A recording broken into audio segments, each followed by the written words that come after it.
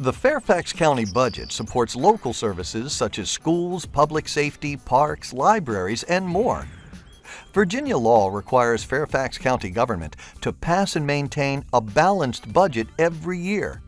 Work on the county budget is a year-round process that begins in the fall when the county executive and school superintendent share their budget forecasts. The county executive's budget forecast predicts what the local economy, housing market, and tax revenues may look like for the upcoming fiscal year. The superintendent of Fairfax County Public Schools also shares a budget forecast outlining how student enrollment and other factors may affect the upcoming school budget. Both forecasts help set the stage and manage expectations for what lies ahead.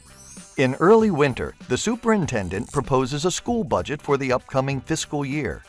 The school board can make changes to this budget request or not. The proposal represents the amount of money the school system is requesting in a transfer of funds from the county. In February, the county executive releases a draft budget for the Board of Supervisors and the community to consider. This is called the county executive's advertised budget for general county services and the school transfer. Next, the Board of Supervisors proposes an advertised tax rate for the upcoming fiscal year. This advertised rate becomes the ceiling for how high the tax rate could be increased.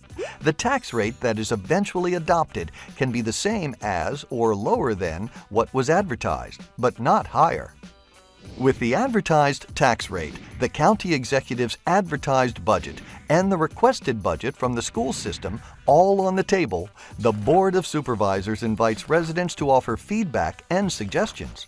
The Board of Supervisors listens to residents at budget public hearings, community meetings held throughout the county, and through emails, letters, phone calls, and social media. In April, based on extensive engagement from the community, the Board of Supervisors makes changes to the county executive's advertised budget.